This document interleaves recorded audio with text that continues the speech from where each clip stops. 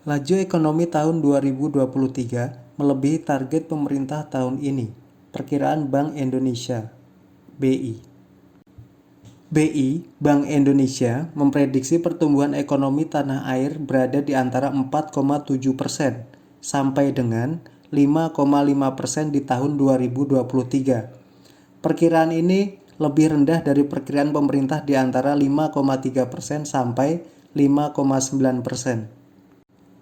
Gubernur BI Peri Warjio saat rapat bersama Komisi 11 DPR Selasa 31 Mei mengatakan, untuk tahun 2023, kami perkirakan pertumbuhan ekonomi 4,7% sampai 5,5%.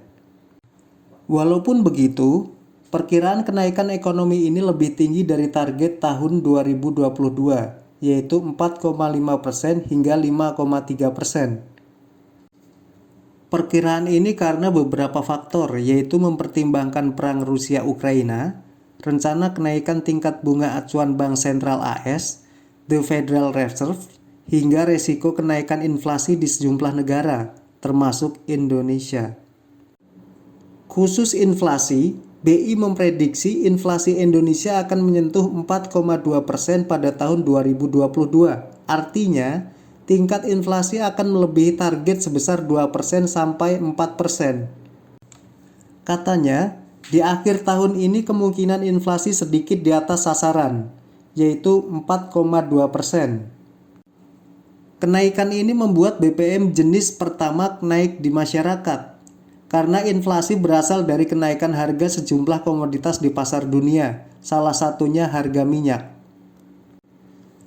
Namun, Peri memperkirakan inflasi nasional akan berada di kisaran 3% plus minus 1% pada tahun 2023.